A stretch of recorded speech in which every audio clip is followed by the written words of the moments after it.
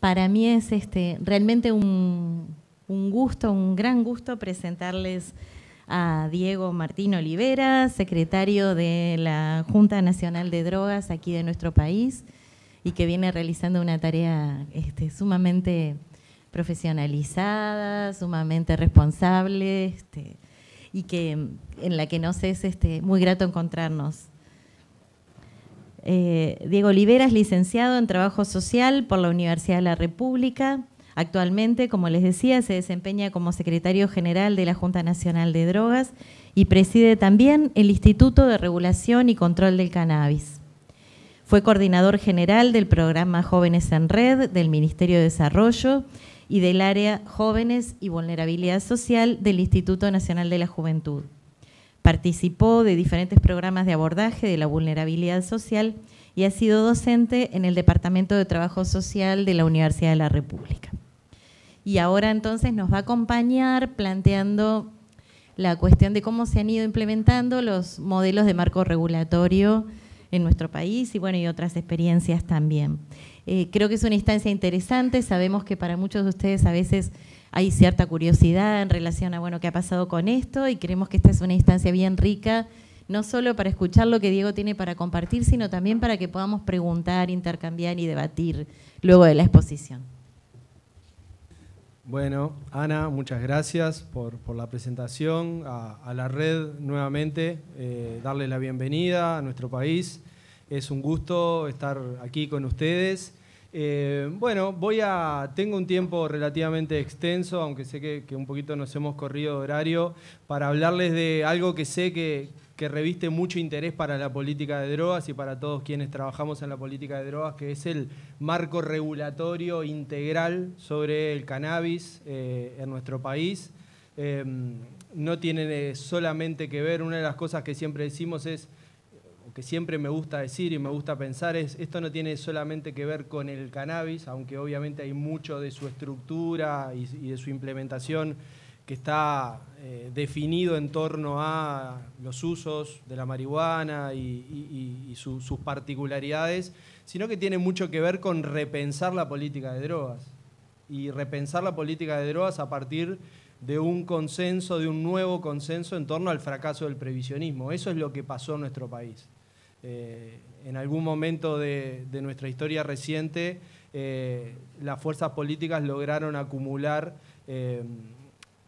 fuerzas y capacidad de decisión basada en un diagnóstico, pero también basada en una trayectoria evolutiva de la política de drogas, como para poder decir, hay que plantear una alternativa al previsionismo. Y esa alternativa al previsionismo tiene que generar una nueva estructura para el control de los mercados de drogas, en donde se apunte a desplazar al crimen organizado de los mercados de drogas y a proteger a las personas que deciden usar esta sustancia. Eso fue lo que pasó en Uruguay y es parte de un proceso acumulativo. Mi presentación va a tener un componente más descriptivo. Me parece que como nos visitan de distintos países, es importante contar brevemente, quizás para algunos voy a decir cosas que ya saben, pero intentaré ir un poco más rápido en las cosas más conocidas, pero contar qué es la regulación de cannabis en Uruguay, cómo se ha establecido, qué alcance tiene, cuál es su filosofía, o sea, qué es lo que está detrás, cuál es la visión política que está detrás de la regulación del cannabis y qué hitos de implementación han ido sucediendo en los últimos tiempos y cómo la sociedad uruguaya y cómo venimos viendo también desde el gobierno esos hitos de implementación. Y voy a cerrar con algunos comentarios más en torno a las consideraciones políticas y conceptuales desde la política de drogas de qué ha significado la regulación del cannabis en Uruguay y qué desafíos tenemos por delante. Y obviamente dejar luego un tiempo para comentarios y preguntas porque sé y la experiencia nos indica que es un tema que siempre requiere de intercambio. Es muy frondoso, es muy abarcativo, realmente es una regulación integral y hay muchos componentes dentro y me gustaría también adaptar mis comentarios a lo que para ustedes sea más interesante o más relevante, así que voy a tratar de dejar un espacio lo más extenso posible para preguntas. Primero, contarles brevemente cómo es la estructura normativa, es decir, esta es se aprueba por ley nacional, se vota en el Parlamento. Si bien hay una iniciativa del Poder Ejecutivo del periodo anterior, en el marco de un proceso que ya lleva casi 15 años de gobierno progresista en el Uruguay, en donde también existe una centralidad política de lo que se denomina la nueva agenda de derechos. Junto con la aprobación de esta ley, sucede la normativa para la estructura legal de los matrimonios y en particular la incorporación del matrimonio igualitario con todo lo que eso implica en términos de reforma del derecho civil y también la regulación de la interrupción temprana del embarazo que se aprueba muy cercano y se aprueba en un contexto en donde hay una vocación del gobierno por que estas discusiones se den y avancen y generen transformaciones, pero con un gran protagonismo de la sociedad civil, es decir, con una participación y una movilización de la sociedad civil que se hace visible en la calle, en los medios de comunicación, en la discusión pública. Esto no es solamente un tema gubernamental, sino que ha involucrado a la sociedad toda. Entonces, en lo que refiere a cannabis, en diciembre del 2013, o sea, hace ya algo más de 5 años, se aprueba la ley 19.172, que es una ley que se considera integral, es decir, muy abarcativa, tiene un componente que es establecer excepcionalidades a la ley de drogas, o sea, una ley que nosotros tenemos aprobada en el 1974, que de alguna manera es la traducción nacional de las convenciones internacionales sobre drogas. En general, todos los países de la región tenemos leyes aprobadas en la década del 70 que son la traducción nacional del enfoque de las convenciones, particularmente de la Convención del 61 y luego del 71. Entonces, en esa ley, la 14.294, que agrego, no prohibía el consumo. En Uruguay el uso personal nunca fue prohibido y la tenencia personal nunca fue considerada un delito, aunque quedaba la sana crítica del juez, la reflexión en torno a si la cantidad era razonable para el uso personal. En ese contexto legal se incorporan excepciones a la prohibición de producción, distribución y venta del cannabis y sus derivados. Sus derivados entendido como la flor seca de las plantas psicoactivas en algunas modalidades que ahora voy a pasar a contarles. Esa ley, que se aprueba en diciembre del 2013, da lugar a 3 decretos reglamentarios. Toda esta información la pueden encontrar en irca.gov.uy o en impo.gov.uy, que es las publicaciones oficiales. Creo que es interesante leer los textos para entender no solamente su enfoque, sino las definiciones específicas. Y se establecieron 3 decretos reglamentarios que justamente importan para entender cómo es el aterrizaje, cómo es la bajada a tierra de la ley, que tiene obviamente un enfoque más general. Un decreto que reglamenta todo lo relacionado a la institucionalidad y al cannabis de uso no medicinal, ¿no? Quizás uno de los componentes más polémicos o que genera mayor debate a nivel internacional y que lo generó en particular en Uruguay. Recordemos que la ley en Uruguay es una ley impulsada por el debate sobre el uso no medicinal. A diferencia de otros países, aquí la punta de lanza no fue el acceso medicinal, sino que fue una discusión en torno a los mercados ilícitos de drogas, las formas de control de estos y la violencia asociada a los mercados de drogas y los efectos dañosos para la salud que tienen los mercados de drogas. O sea que inicialmente fue una discusión muy centrada en el uso de la marihuana y en el acceso personal y adulto de la marihuana. Pero afortunadamente el debate parlamentario incluyó también normas específicas o articulado específico para el cáñamo industrial o el cannabis no psicoactivo, ubicándolo bajo la órbita del Ministerio de Agricultura y en los usos medicinales y para investigación científica. Entonces, esos 3 decretos reglamentarios abordan justamente la implementación de los permisos y el contralor para estas 3 formas de cultivo y de uso. La ley 19.172, bueno, un poco lo que les decía, lo importante es que tiene un enfoque de salud pública, reducción de daños y derechos humanos. Eso es lo que tiene que encontrarse o es lo que explica por qué nuestro marco regulatorio de cannabis es como es. ¿Por qué no es un mecanismo centrado en un protagonismo del mercado o de las empresas, sino que es un mecanismo regulatorio donde el Estado conserva una gran capacidad de control, ¿no? Es el Estado quien de alguna manera administra todos y cada uno de los mecanismos, aunque no produce, porque esta es una merced a esa impronta tan con una centralidad tan presente de lo público y lo estatal. Hay gente que piensa que en Uruguay la marihuana la producen funcionarios públicos o que la produce directamente el Estado. El Estado llega hasta el otorgamiento de permisos y el contralor de cómo se ejecutan esos permisos.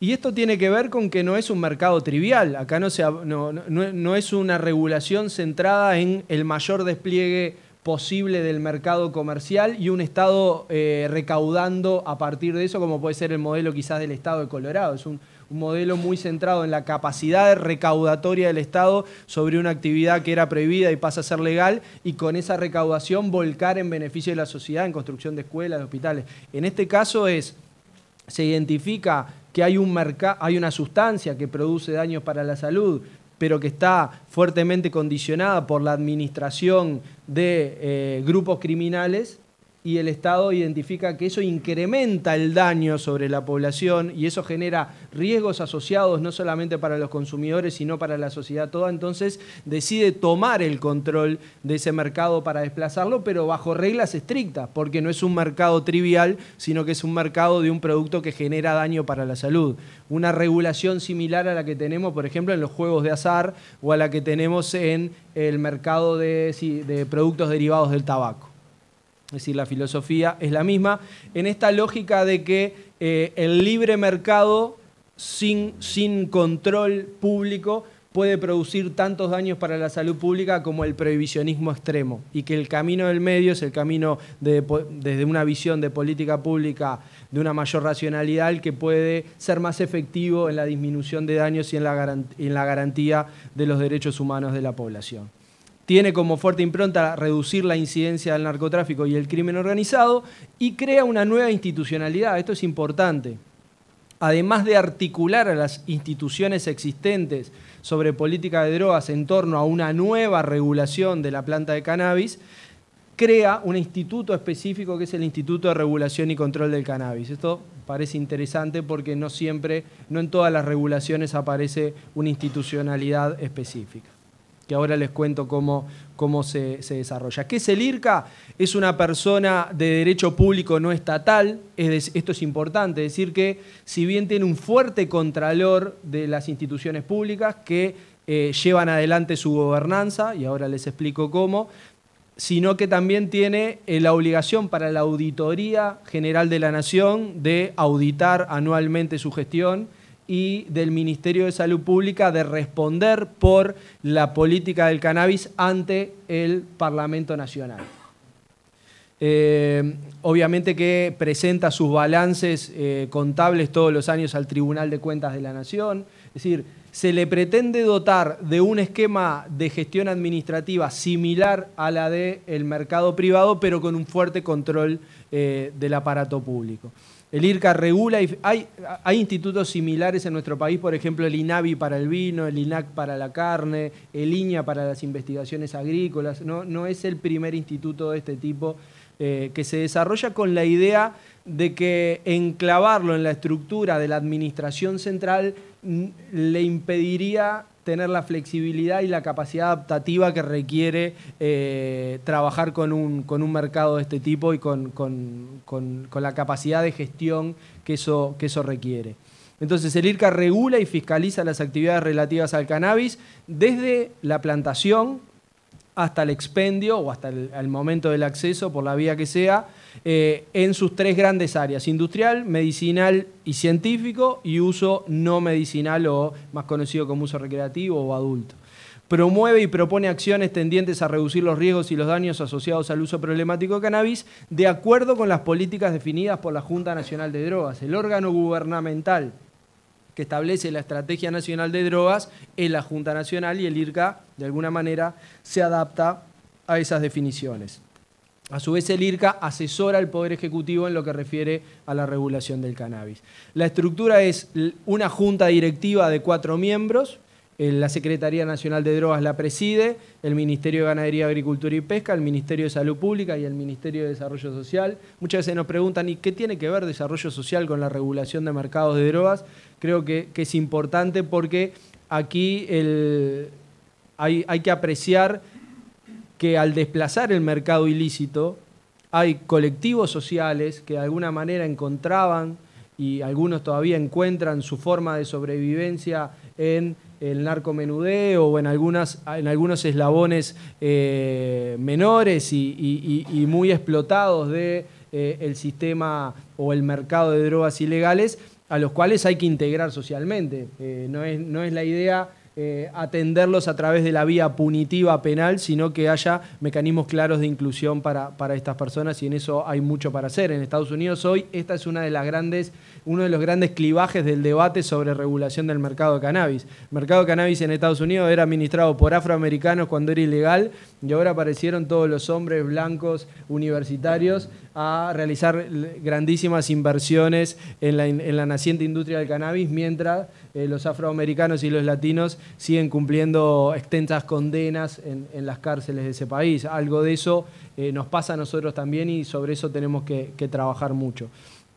Y el IRCA además tiene la posibilidad y la obligación de convocar un Consejo Nacional Honorario Consultivo, en donde hay otras instituciones públicas, donde están las universidades, los gobiernos departamentales, que son los gobiernos de segundo nivel, y representantes de las asociaciones de productores, tanto empresariales como sociales. Algunas distinciones importantes, bueno, se establece en la concentración de 1% de THC la frontera entre el cannabis no psicoactivo y el cannabis psicoactivo. El cannabis no psicoactivo tiene una normativa algo más asociada a la regulación de productos agroalimentarios, y lo que es mayor a 1% de THC tiene una regulación asociada a la administración de estupefacientes. Básicamente, en términos generales, es así como se administra, y obviamente que los cultivos con alta psicoactividad o con psicoactividad mayor a 1% de THC tienen una carga de medidas de seguridad y de contralor más intensivas que el cannabis no psicoactivo, que está fuertemente regulado a partir de las disposiciones de la Dirección de Servicios Agrícolas del Ministerio de Ganadería, Agricultura y Pesca. A nivel del uso medicinal se establecen 2 posibilidades regulatorias: la especialidad farmacéutica, es decir, la elaboración de medicamentos bajo la normativa de medicamentos general del país, y la especialidad vegetal, es decir, concibiendo el cannabis como hierba o mezcla de hierbas, tanto psicoactivas como no psicoactivas, utilizadas con fines medicinales. Esto está contenido en la reglamentación de los usos medicinales.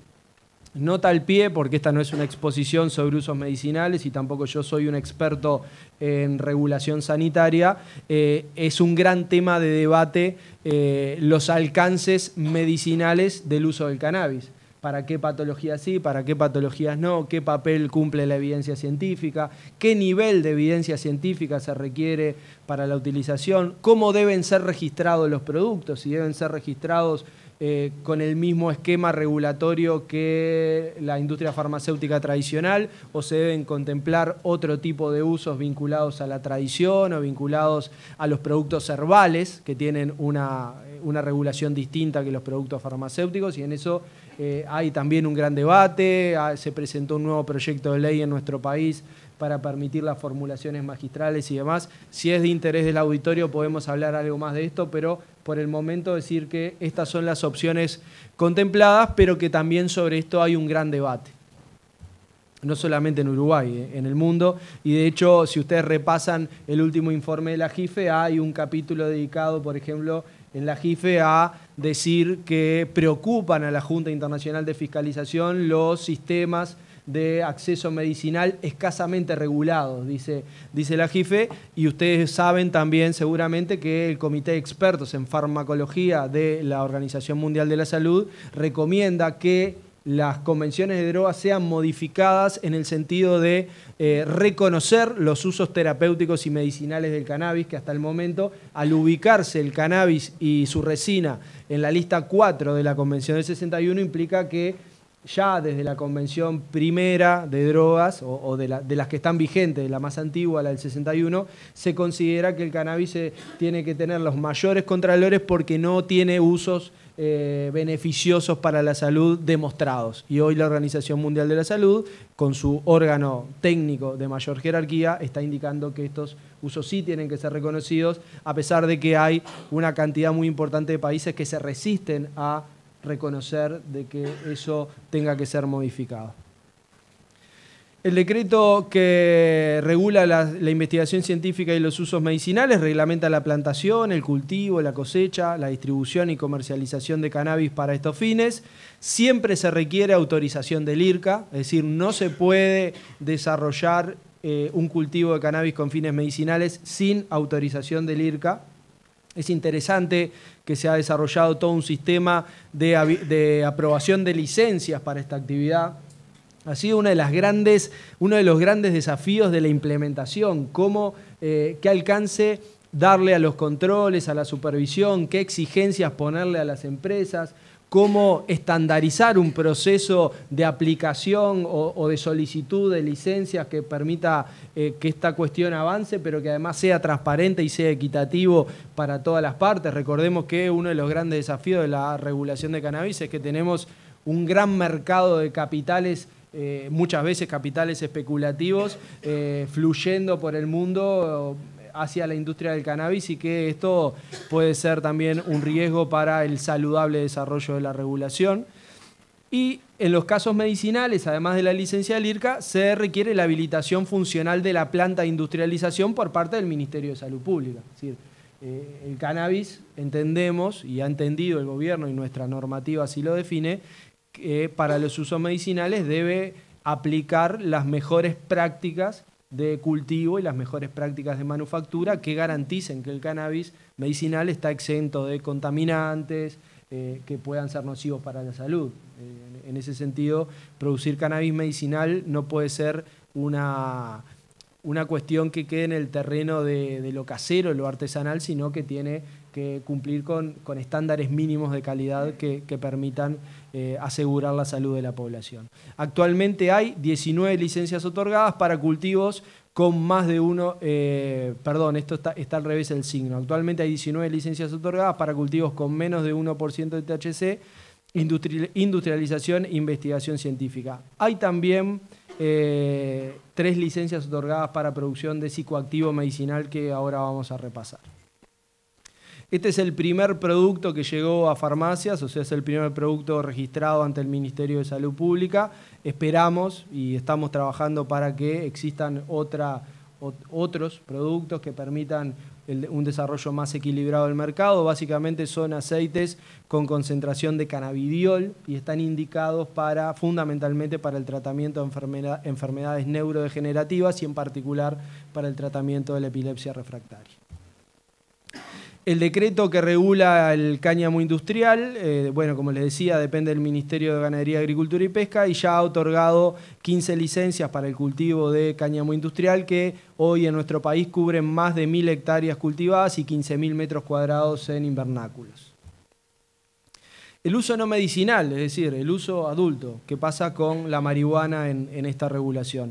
Se establecen 3 vías para obtener cannabis psicoactivo de uso no médico. El cultivo doméstico de hasta 6 plantas con capacidad psicoactiva.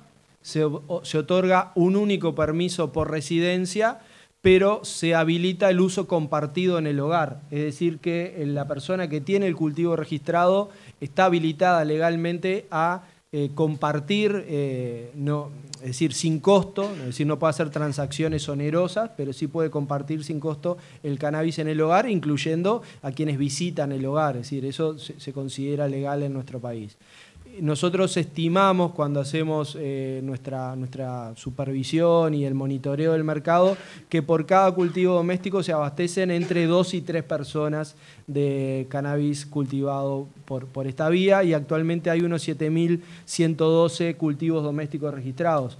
tenemos en este punto en particular una subrepresentación porque sabemos, y esto está bien monitoreado por las encuestas nacionales, de que hay una cantidad importante de cultivos domésticos sin registrar.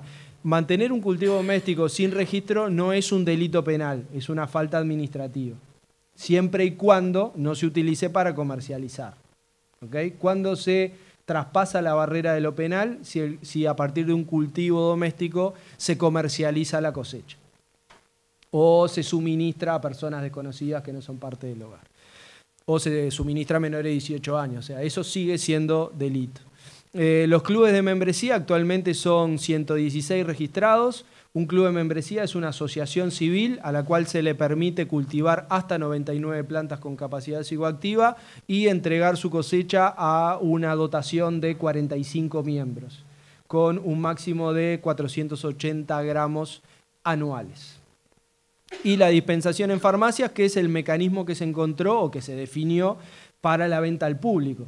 Es decir, la venta en mostrador de cannabis está contemplada porque se entiende que no todo el mundo que decide consumir cannabis puede adherirse a un club o desarrollar un cultivo doméstico, o sea que la venta al público es importante y se desarrolla a partir de la producción regulada por el Instituto de Cannabis y la comercialización en farmacias autorizadas, en farmacias que en Uruguay denominamos de primera categoría, es decir, las farmacias que tienen fachada a la calle, las farmacias comunitarias o barriales.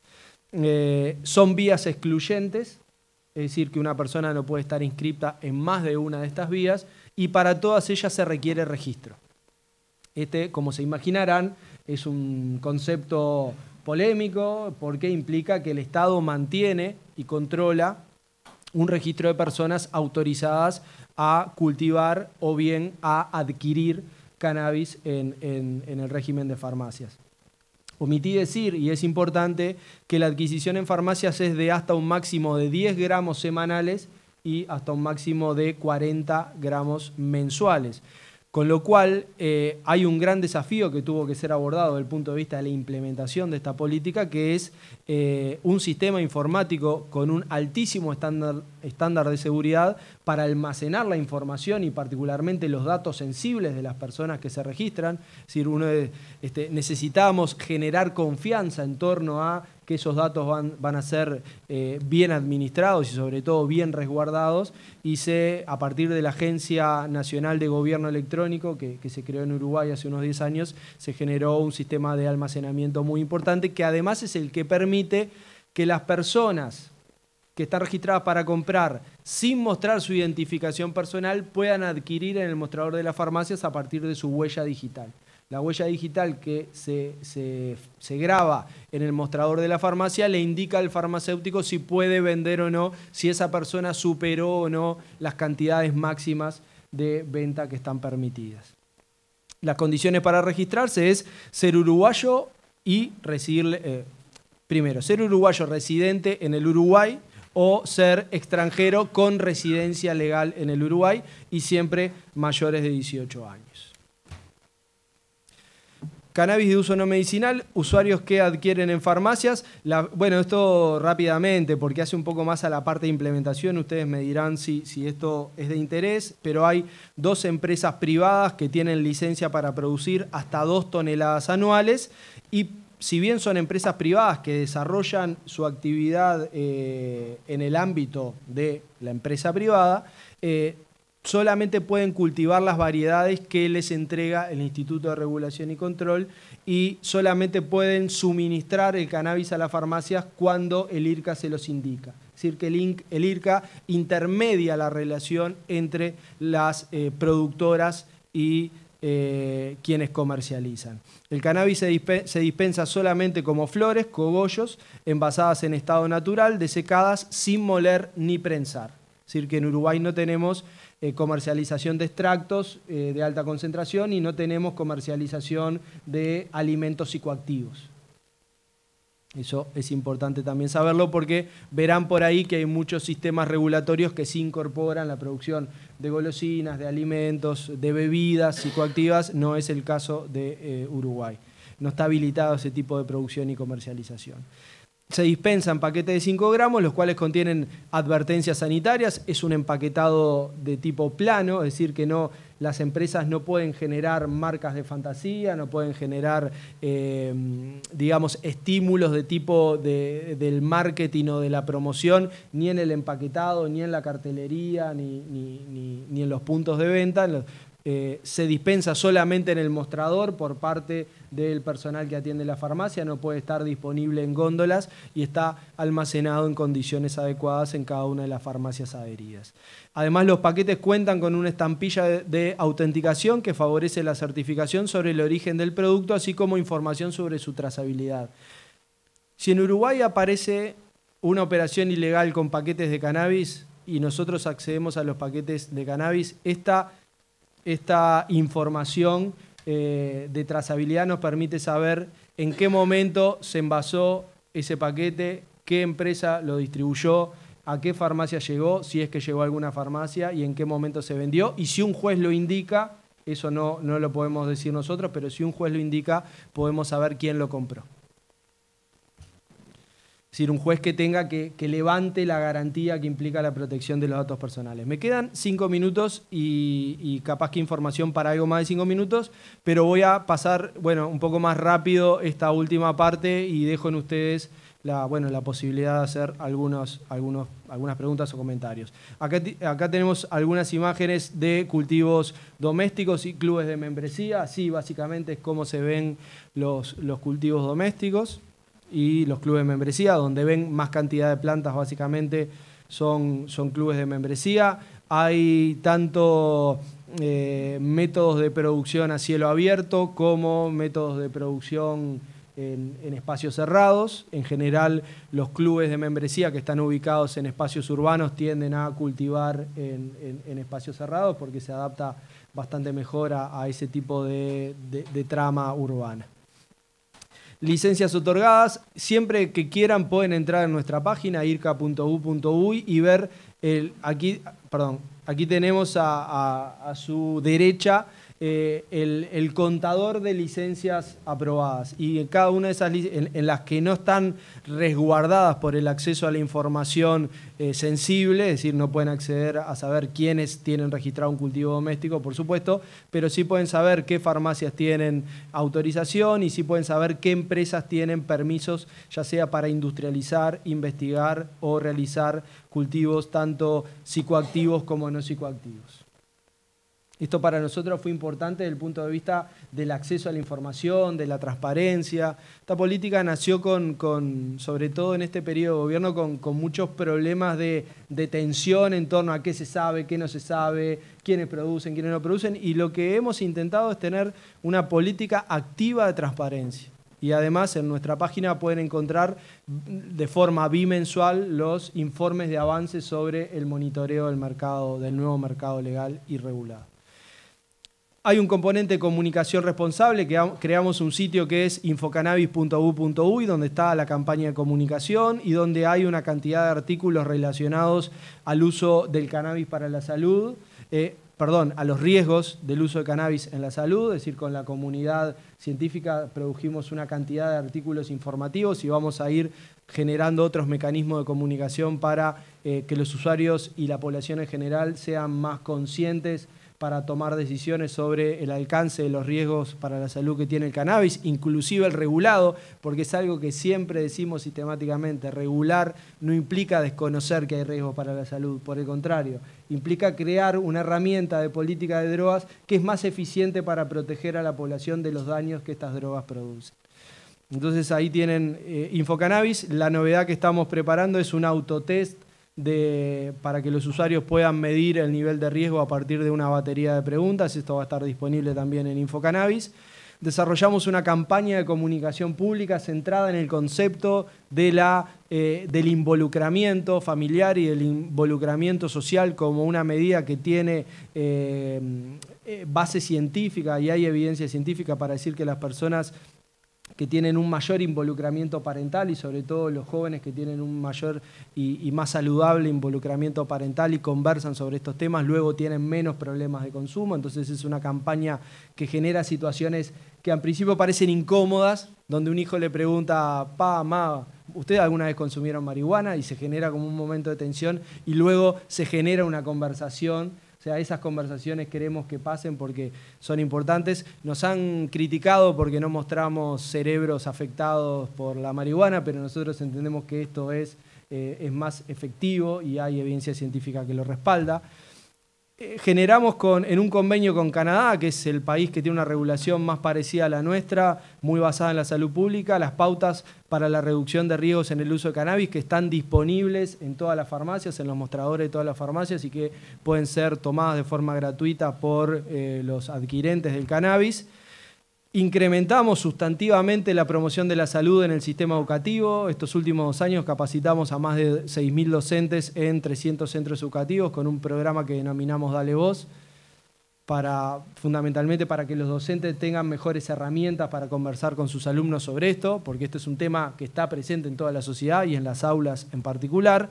Y densificamos la red de atención la red de atención y tratamiento actualmente con 26 puntos de acceso gratuito en todo el país a la consulta y el asesoramiento presencial y con una red telefónica nacional que ya existía pero que se ha fortalecido, que atiende los 365 días del año de forma gratuita desde teléfonos celulares las 24 horas del día. Y bueno, y estas son, para cerrar, algunas imágenes de la producción del cannabis recreativo a gran escala. Como verán, gente con protección adecuada, con instalaciones adecuadas de secado, todo muy enfocado en que no se incrementen en la producción, no se incrementen los riesgos que implica el consumo de marihuana. Estos son los envases y el etiquetado inviolable de seguridad que les mencionábamos. Y estas son algunas imágenes del primer día de dispensación que fue el 19 de julio del 2017. Imágenes que obviamente recorrieron el mundo y que despertaron la alerta de algunos bancos muy importantes instalados en los Estados Unidos que luego nos generaron un importante problema para abastecer de servicios financieros al sistema regulado. Para cerrar, se amplió la frontera de lo posible.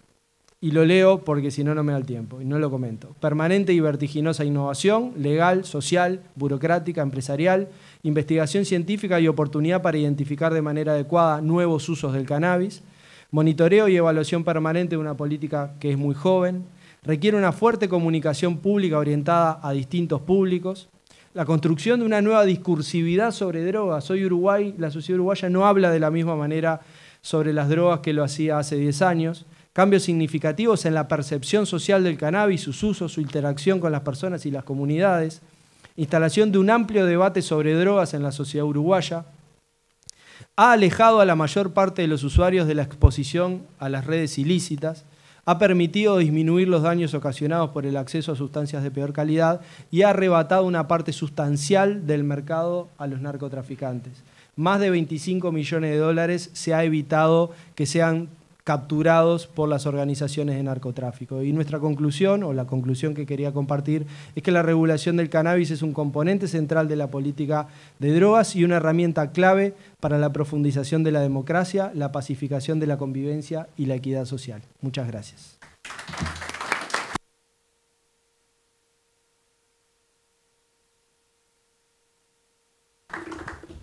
Bueno, abrimos entonces ahora la rueda de preguntas y comentarios. Una oración.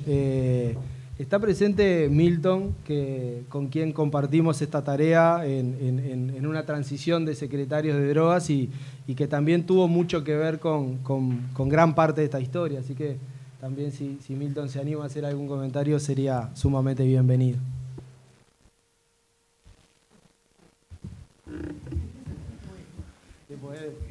Josep. Hola, buenas. Aparte de estar en Riot y en una organización como ABD, formo parte del grupo de estudios y políticas de cannabis en España. En España hay 3 comunidades que han hecho ya desarrollos para la regulación del cannabis. Han habido, evidentemente, han estado recurridas al Constitucional y están paralizadas, pero sí que se ha trabajado también, son modelos de propuesta de regulación y también enfocados a una incidencia política a nivel de Estado español. y en muchos aspectos, evidentemente, nos basamos en vuestra experiencia, en vuestra propuesta, y evidentemente vamos generando ahora, con todo lo que va llegando a nivel de desarrollos internacionales, una evidencia que teníamos antes, ¿no? Que no teníamos. Es decir, que evidentemente teníamos convencimiento sobre ello, pero ahora nos aporta mucho saber de lo que realmente no solo nos es en beneficio, sino también en cómo plantearlo. Y mi pregunta sería, a partir de la experiencia, evidentemente que también ser los primeros en ponerse en marcha condiciona una manera de plantear el modelo de regulación, ¿no? Y que evidentemente son cosas que hay que ir aprendiendo, es un proceso, ¿no? Y está bien haberlo enfocado como un proceso siempre de mejora y evaluación a través de lo que es el modelo DIRCA, ¿no?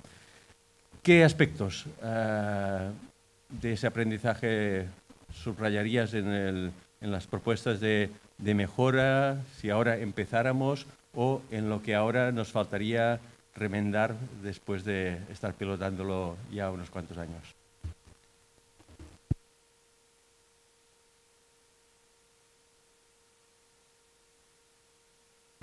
Sí, es una pregunta interesantísima para debatir durante bastante tiempo, pero creo que cuando uno cambia la regulación de algo, y en este caso de algo tan significativo y con una historia regulatoria además tan dura, ¿no?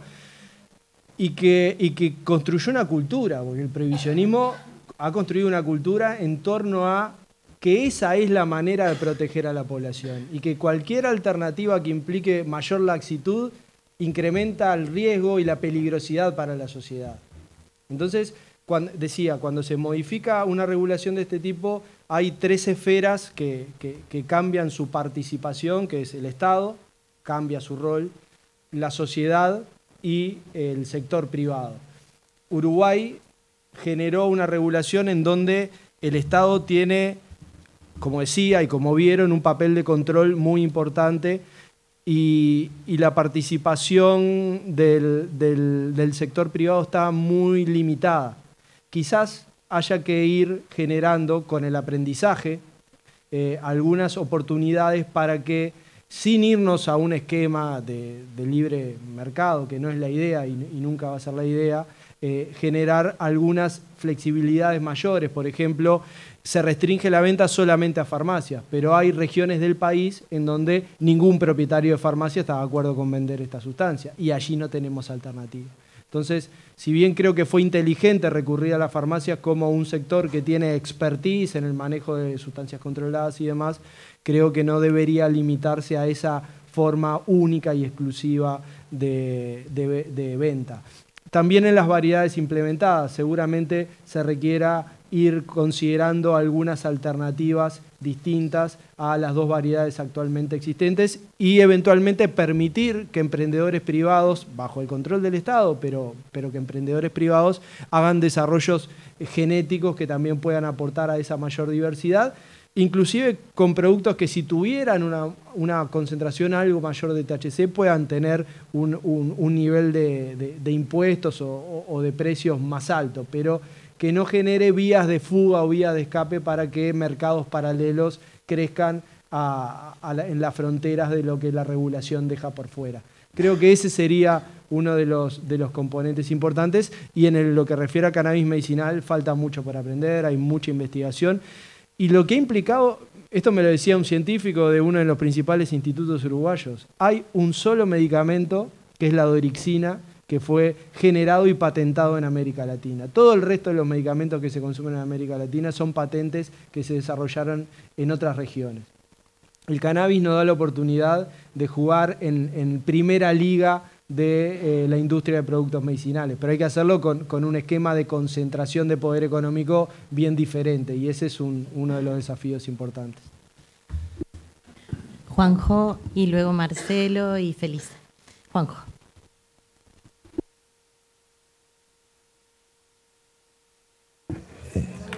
Ahora, felicitarte a ti en concreto y realmente al Estado de Uruguay en general, porque me parece que es una experiencia que a nivel estatal rompe un paradigma de más de un siglo, nada más y nada menos, ¿no? Y además que parece una experiencia, digo parece por mi escaso conocimiento, ¿no? Una experiencia bien planificada y muy racional y muy sólida, ¿no? Con lo cual, pues me parece que tenemos mucho que aprender todos nosotros. Sí me gustaría que pudieses dar más datos precisamente de la evaluación más concreta con indicadores de esa experiencia.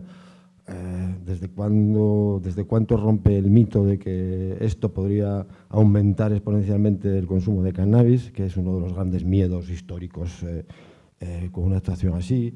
Si ha disminuido la criminalidad asociada al mercado ilegal de cannabis. En fin, imagino que tendríais una serie de indicadores que medir a la hora de implementar la experiencia. Y luego cosas muy concretas que no me han quedado muy claras. Entiendo que el uso medicinal de cannabis se restringe a cannabidiol, solo cannabidiol. Indicaciones alguna más, imagino que la que dijiste de Parkinson. Que me parece que te entendí que Parkinson nada más, no. Habrá más indicaciones, ¿no? Bueno, las tendréis en la página, imagino. Están claras. Ese procedimiento va por una indicación con un diagnóstico médico, va como una especie de receta al uso de una medicación normalizada.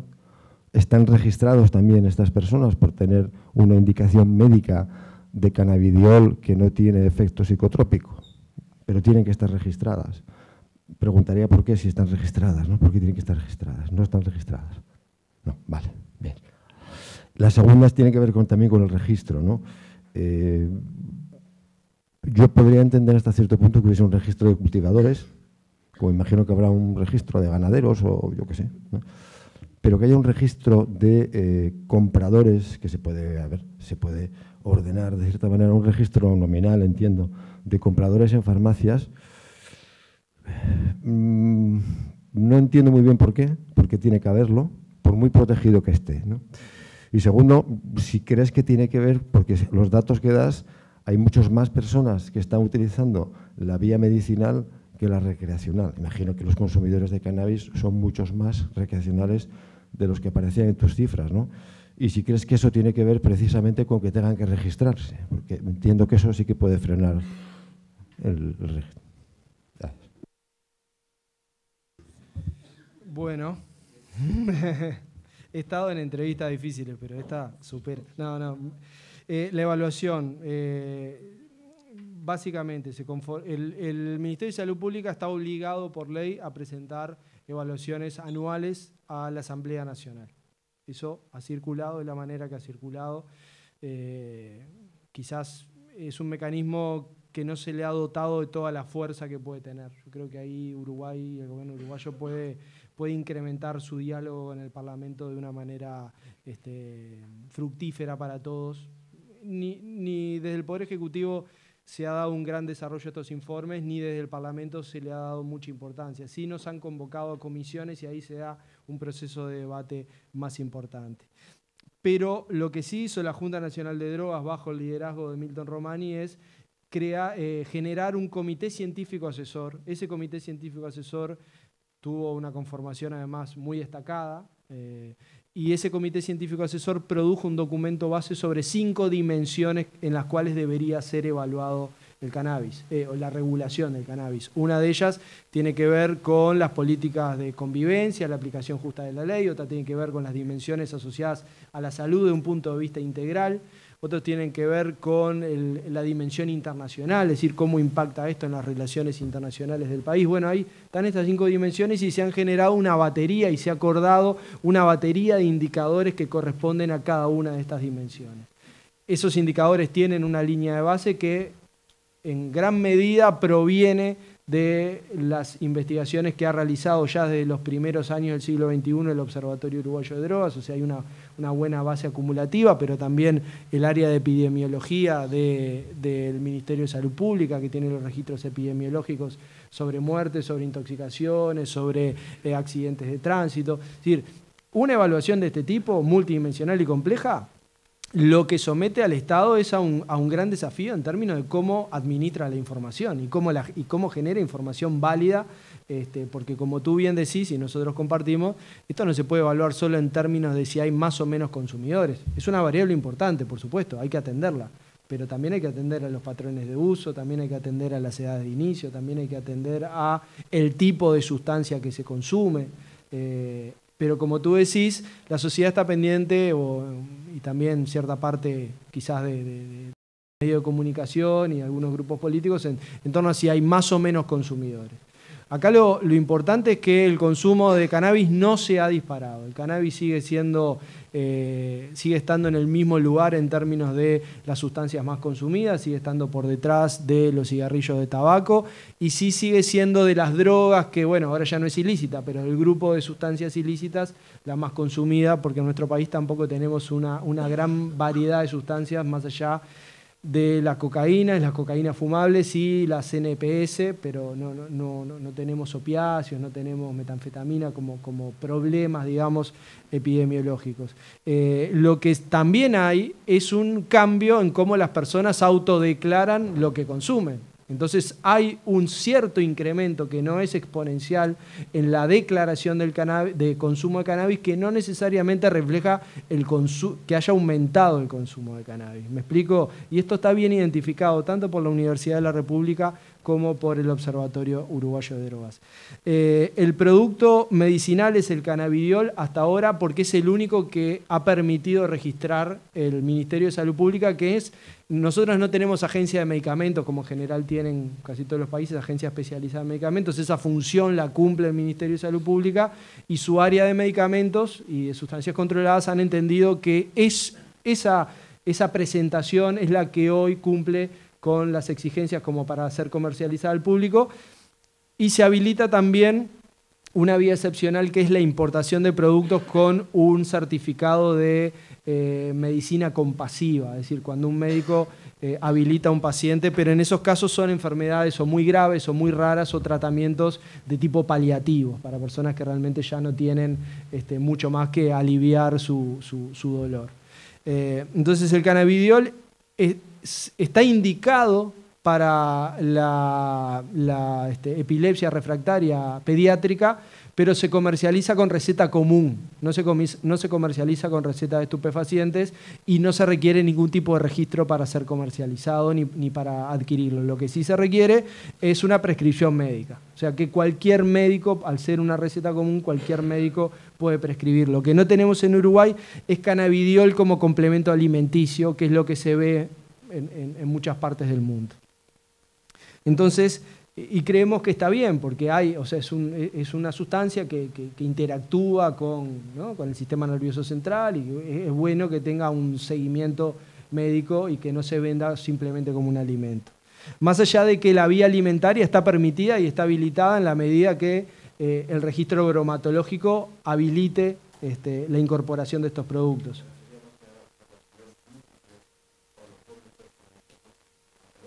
Claro, lo que hoy cierta parte de los médicos y de los pacientes están reclamando es la disponibilidad de productos con calidad certificada que contengan THC, porque la prescripción médica de cannabis a nivel mundial ha evolucionado en base al tratamiento del dolor crónico. Esas son las dolencias que explican la mayor parte de las prescripciones a nivel mundial de cannabis, y para tratar el dolor crónico se necesita THC. Entonces, en eso estamos, en encontrar las maneras adecuadas para que se certifiquen productos. Este es el primer año donde hay empresas uruguayas que han cosechado con buenas prácticas de agricultura y obtienen licencia para industrializar muchas toneladas de cannabis con fines medicinales. Es decir, que recién este año vamos a tener disponibilidad efectiva de productos desarrollados en el Uruguay. El registro no medicinal, como dije, es polémico, hay distintas posiciones. Nosotros, como implementadores de la ley, lo tenemos que llevar adelante. En Uruguay existe una cierta confianza con el Estado que permite que no haya sido un impedimento, pero tenemos la hipótesis de que quizás en segmentos donde el vínculo con el Estado es más débil o hay mayor desconfianza, esto puede estar siendo un problema, y también sabemos que hay mucha gente que se registra quejándose de tener que aportar sus datos personales, y es una discusión que está abierta, pero que para ser modificada requeriría de una modificación en la ley, o sea que tendría que tramitarse a nivel parlamentario. Marcelo.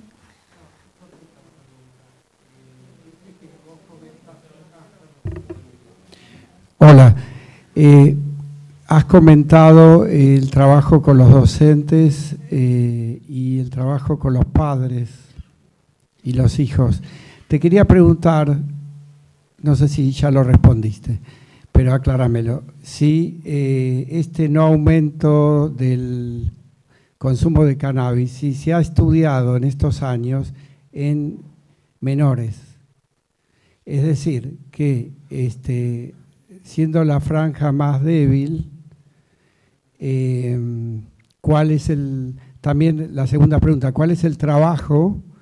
Creo que lo has explicitado con eso de los padres y los docentes, que se hace con esa franja, y si hay algún indicador o alguna evaluación de qué impacto tuvo toda esta regulación en los menores, en los adolescentes, niños. Sí, una puntualización. Si no lo dije así, me corrijo. No es que en Uruguay no haya incremento del consumo, lo hay. Lo que no se discontinúa una tendencia sostenida desde que se han realizado las primeras mediciones sobre el 2001 de cantidad de consumidores de cannabis, ha venido incrementando. Y el incremento en la cantidad de consumidores de cannabis es una tendencia sostenida en toda la región. O sea, OEA acaba de publicar su informe interamericano sobre drogas, el Observatorio Europeo hace lo propio y en el Informe Mundial de las Drogas lo mismo, y en todo el mundo, independientemente de el tipo regulatorio, el consumo de cannabis se ha incrementado. Entonces, lo que no hay argumentos sólidos para decir es que el incremento en Uruguay responde a el cambio regulatorio, sino que es el incremento que se viene dando en nuestras sociedades de consumo de cannabis y que tiene que ser evaluado desde el punto de vista médico, que tiene que ser evaluado desde el punto de vista sociocultural. O sea, hay una serie de evaluaciones a realizar con respecto a eso, pero no que haya un incremento excepcional relacionado a que hay un nuevo marco legal. Y esto es así en población adulta y también lo es en población, que es lo que se evalúa en estudiantes de enseñanza media, es decir, básicamente en adolescentes, entre 12 y 19 años. Tenemos como problema social y sanitario un nivel de consumo de cannabis en adolescentes que es elevado. ¿Los planes preventivos van en paralelo con esa población, con el mismo esfuerzo que están haciendo toda la regulación, paralelamente la misma intensidad y fuerza con la prevención, con los estudiantes, con la escuela media? Sí, yo creo que sí, aunque siempre es posible hacer las cosas mejor, siempre es posible involucrar a más actores. O sea, tenemos un programa de trabajo con la educación pública que es sostenido, que es permanente, que tiene una gran cobertura, pero necesitamos también que los administradores de la educación pública se hagan cargo de ese tema autónomamente y que profundicen esa acción, y eso se viene realizando de forma incremental. Se han realizado campañas públicas y seguramente hay mucho más para hacer, pero también es necesario interpelar, que todos nos interpelemos a nivel de la sociedad civil, a nivel de las familias, en torno a qué vínculo están teniendo nuestros adolescentes con el cannabis y con el alcohol, claro. En Uruguay sí que, y creo que en todo el mundo, pero lo puedo hablar bien por Uruguay porque tengo muy clara la información de que tenemos un inicio muy temprano del consumo de bebidas alcohólicas y con niveles de frecuencia y de cantidades muy significativos. Felisa.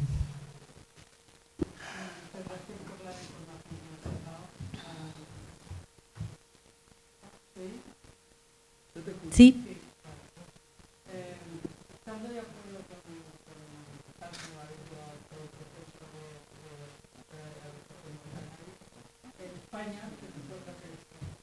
Puede pasar, lo que se está pasando en este momento, es que, por ejemplo, a nivel de utilización farmacológica, te dicen ya hay suficientemente productos en el mercado para tratar el dolor.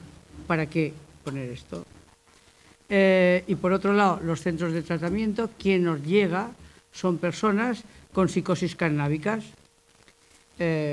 Por lo tanto, esta visión les está paralizando en seguir adelante, en dejar hablar sobre el tema, no seguir adelante, sino que no podemos ni plantearnos pues el discurso sobre sí o sobre no, o sobre todo lo que habéis hecho aquí, las experiencias que tenéis en otro lado. Entonces, yo preguntaría, ¿os ha aumentado la solicitud para dejar el consumo del cannabis en los centros de tratamiento? ¿Os han aumentado las psicosis cannábicas? Bien, es un tema que debería responder Epidemiología de Salud Pública, el registro de patologías o trastornos relacionados a la salud mental, en donde Uruguay no tiene buenos registros públicos más allá de la clasificación general de enfermedades, pero no al punto de que si se aumentaron las consultas relacionadas con episodios psicóticos asociados al consumo de cannabis. A ese nivel de detalle no hay información sistematizada. Sí hay relatos de profesionales que dicen, bueno, veo que se ha incrementado, algunos dicen, veo que se ha incrementado mucho, otros dicen, me preocupa porque además veo que se incrementa en adolescentes, pero no dejan de ser testimonios de profesionales que trabajan sobre su clínica. Hay algunas sistematizaciones, pero más a nivel de intoxicaciones. Ahora apareció un estudio relacionado al uso en embarazadas, pero en un sanatorio específico exclusivamente y con un muestreo realmente muy reducido. No podemos tener conclusiones al respecto. Donde sí tenemos un muy buen sistema de monitoreo es en los centros de atención y tratamiento. El Observatorio Uruguayo de Drogas gestiona una plataforma de registro electrónico de las consultas y sí sabemos que hay un leve incremento de las consultas por cannabis, pero no ha desplazado en ningún caso a la mayoría de las consultas, en torno al 60%, que son por el uso de cocaína fumables en Uruguay, como principal motivo de consulta. Ahora bien, en general son situaciones de policonsumo y es una red que llega a las poblaciones de mayor vulnerabilidad social, que en general vienen con un patrón de consumo mucho más complejo y que involucra distintas sustancias, en donde el cannabis está, pero no necesariamente se ve como la sustancia problemática. No. Lo que sí tenemos también por parte, y esto se trabajó en el Congreso de Psiquiatría que se realizó el año pasado en Uruguay, es que hay médicos que dicen la regulación me permitió hablar mucho más, que mis pacientes me hablen mucho más honestamente sobre su uso del cannabis, sobre sus patrones de uso y que lo asuman como un problema a trabajar en la consulta, que cuando estaba en la previsión era una situación que tendía a ocultarse. Entonces, hay médicos que te dicen, la regulación me abrió las puertas a poder hablar de forma más honesta con mis pacientes. Yo voy a colar un comentario y es que por lo menos lo que nosotros hemos percibido a nivel de la clínica es justamente lo contrario, que en la medida en que los usuarios se trasladan a comprar un cannabis que tiene medidos los niveles de THC y es de mejor calidad, nos han desaparecido todos los trastornos de crisis de pánico y yo hace mucho tiempo que no veo cuadros de psicosis canábica, que antes sí, cuando era consumida la paraguaya, porque acá venía de Paraguay, sí. Yo no he visto más, no he tenido más consultas. Gloria. Y estamos cerrando la lista porque, bueno, falta todavía otro trabajo. Ok. Bien, en primer lugar, muchas gracias por la información. Tenía una inquietud. Recuerdo que en el debate de encuentros para abordar el tema de drogas de las Américas, se planteaba que la instalación de políticas de un marco regulatorio a la marihuana podría incrementar el mercado ilegal de otro tipo de sustancias.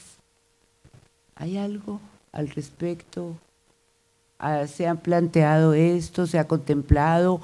¿Ha sido una inquietud que solo se generó así nomás? ¿O tienen algún tipo de medición o de información a este respecto? El monitoreo del mercado ilícito es un tema harto complejo, ¿no?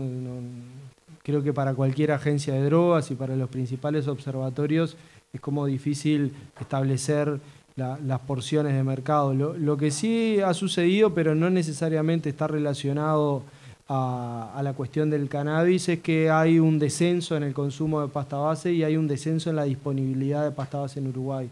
Eso es muy claro, pero no lo relacionaría de forma directa con la regulación del cannabis, sino con otras variables, porque hay correlativo un incremento de la cocaína, en la disponibilidad de cocaína. Esto también tiene que ver con que los usuarios son mucho más conscientes del deterioro que produce la pasta base, con que hay un crecimiento económico de 15 años sostenido que también ha permitido que usuarios de estimulantes se hayan pasado a la cocaína como una sustancia de efectos similares, pero de mucho menor deterioro. Pero no lo relacionaría a la cuestión del cannabis. Lo que no tenemos es un incremento del mercado de drogas, que uno diga, bueno, del 2013 a la fecha se dispararon las incautaciones. De hecho, algo que tenemos bien monitoreado, que es la cantidad de personas procesadas penalmente y encarceladas por delito de drogas, se viene disminuyendo desde el 2013 en adelante, a un ritmo lento pero sostenido. O sea que las condenas por tráfico de drogas se vienen disminuyendo y ese es un dato alentador. Y ahí sí podemos seguramente hablar de una relación con la regulación del cannabis. Lo que paralelamente hemos tenido es un recrudecimiento, y sobre todo los que vienen de España lo pueden haber leído en El País de Madrid, que hizo una nota en su momento relacionada a una hipótesis que vincularía la regulación con el incremento de la violencia entre grupos que delinquen a nivel del tráfico ilegal de drogas. No está comprobado, es una hipótesis, pero en la medida que el mercado ilegal se reduce, hay un cierto incentivo o una cierta situación en donde la porción de mercado más pequeña que queda en ese momento puede ser disputada de forma más intensa entre grupos de narcotraficantes. Pero es solamente una hipótesis de trabajo, es algo bien descrito en los modelos teóricos sobre regulación, pero sobre la cual tenemos que seguir trabajando para saber si ese es el tema. También hay un proceso donde en Uruguay comenzamos a ver algunos fenómenos de disputa al control estatal típicos de ciertas zonas de Latinoamérica que nos eran extraños, pero que ahora se dan, no de forma extensiva, pero sí en particular en algunas zonas del área metropolitana. No, iba a decir que a veces hay muchas cosas que son muy difíciles explicarlas en relación a la regulación. En España aumenta el consumo de cocaína, la presencia, tenemos mucho más cocaína como en toda Europa, es decir, es observado desde el Observatorio Europeo y no tenemos los mercados regulados de cannabis, y ha aumentado la violencia también asociada a los mercados y tampoco tenemos los mercados regulados de cannabis, es decir, que no siempre hay posibilidad de explicarlo todo por la política de regulación.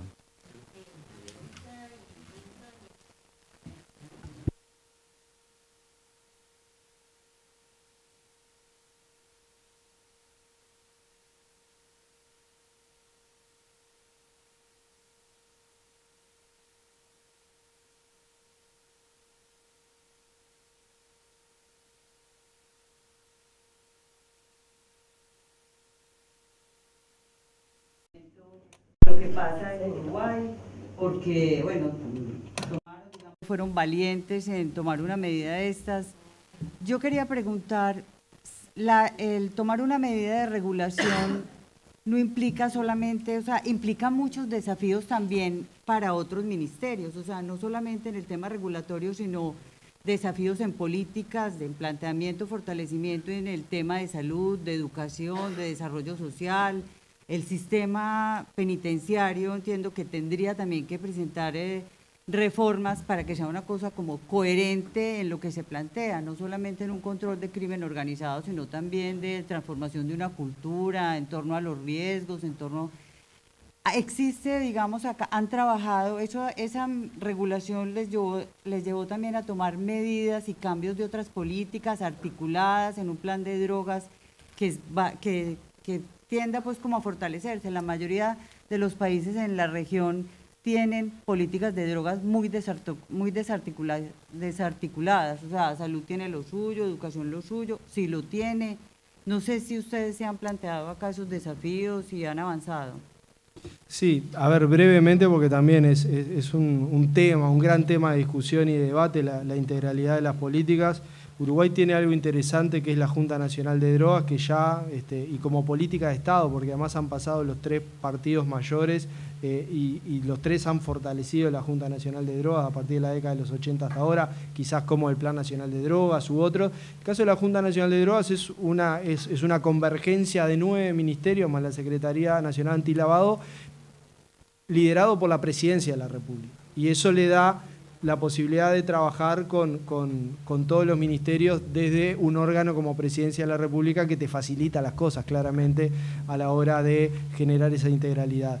Y la regulación de cannabis lo que ha generado es una gran centralidad de la política de drogas en el debate público y dentro de la política de drogas el cannabis como tema. Es decir, es muy difícil que hoy se hable de política de drogas en Uruguay sin considerar la regulación de cannabis y sin considerar un cambio de cultura institucional en torno a las drogas, sus efectos y sus formas de regulación.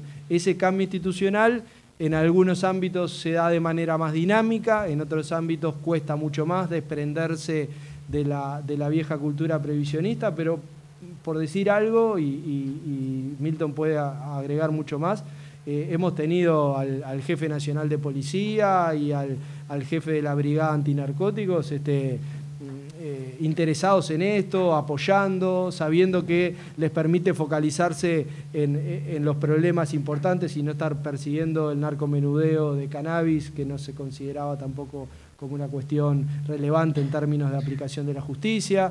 Y en el área de salud pública, bueno, vamos caminando, quizás con otro ritmo, pero donde también se van avanzando casilleros.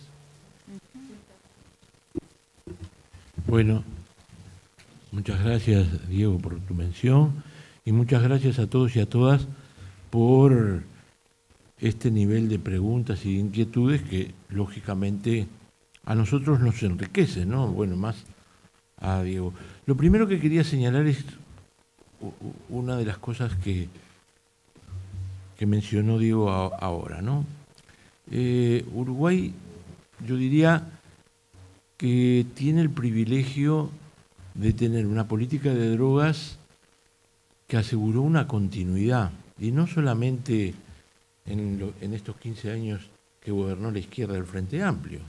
Yo recibí del gobierno colorado de Jorge Valle, en la persona del doctor Leonardo Costa, un legado donde ya se habían hecho algunas políticas sectoriales, programas de reducción de daños, una preocupación en tener una integralidad que significara el combate al lavado de activos, porque el principal peligro que tuvo Uruguay en la División Internacional de Trabajo de Drogas no es ni el alcohol, era el lavado de dinero.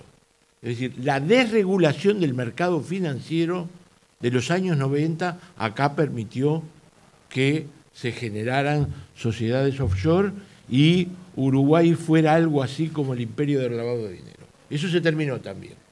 Digo porque si vamos a hablar de la regulación del mercado del cannabis, vamos a hablar también de la regulación del mercado financiero, del mercado inmobiliario, que impiden es decir, la terminación del circuito de tráfico de drogas. Entonces, no siempre se da la posibilidad de tener una integralidad y también de una continuidad. Creo que en eso, bueno, ustedes saben perfectamente, ¿no? Cambia el jefe de turno, cambia la política otra vez, de todo a revisar de vuelta. Sé porque en otros sectores de mi mismo partido ha pasado, no estoy diciendo cosas. Pero bueno, creo que en política de drogas hemos podido conformar una política, una cultura, un diálogo con la sociedad civil, con la academia, que nos ha permitido llevar adelante esto que, bueno, ya tiene 5 años y ya tiene algunas evaluaciones, ¿no? A veces, como decía acá el amigo, a veces ahora comienza a ponerse como una referencia de todo. Bueno, el mercado regulado de cannabis pretende regular el cannabis. muchas veces algunos que polemizan con esto dicen, sí, pero ¿cuál es la protección a los niños y los jóvenes? Bueno, los niños y los jóvenes con el mercado del narcotráfico tienen acceso libre a la sustancia. Con el mercado regulado, no. No, porque la percepción del... Bueno, pero la percepción del riesgo es una construcción que debería interpelarnos a todos sobre cuáles son las premisas de las prevenciones que hemos hecho esto. Porque si en el mundo entero y en la región, desde el 2001, aumenta la tasa de consumo del alcohol y de la marihuana, algo en nuestros programas de prevención no están funcionando bien, ¿verdad?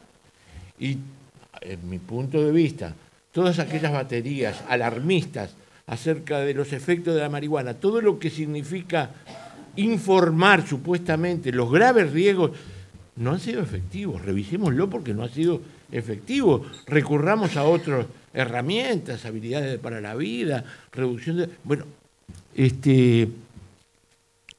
y por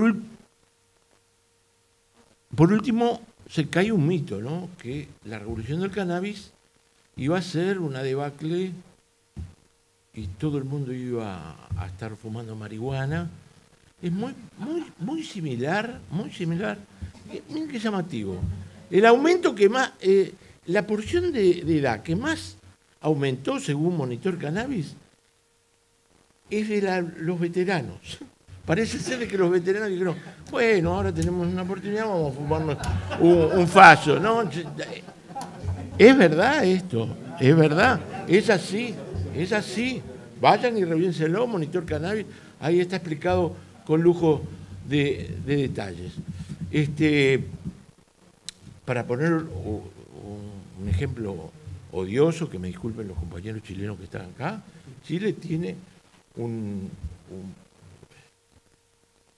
una encuesta de declaración de consumo. Siempre nos olvidamos que no es una encuesta de consumo, sino una encuesta de declaración de consumo mayor que la de Uruguay.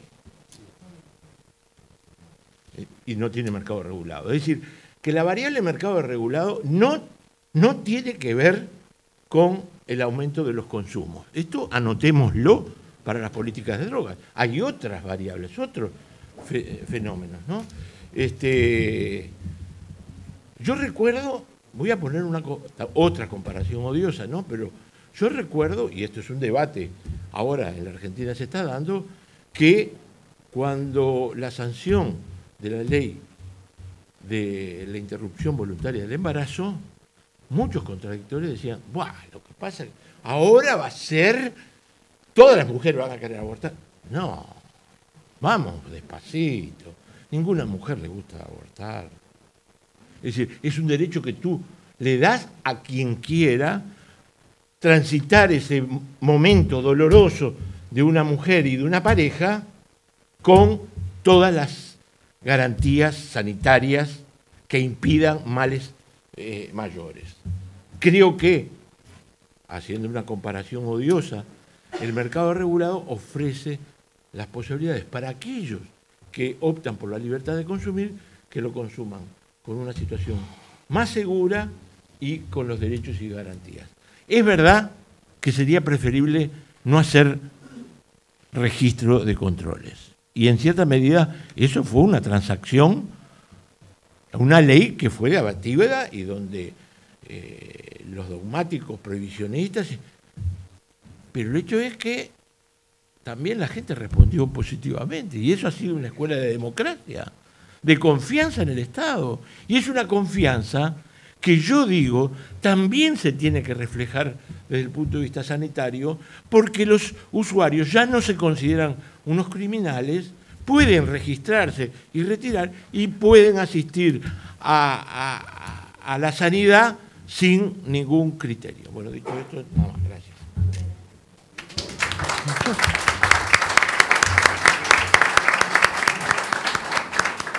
Bueno, agradecemos mucho tanto a Diego especialmente como también todas las preguntas y vamos a pasar a la siguiente mesa, pero hemos invitado a Diego a quedarse, a acompañarnos en lo que sigue. Gracias, corazón.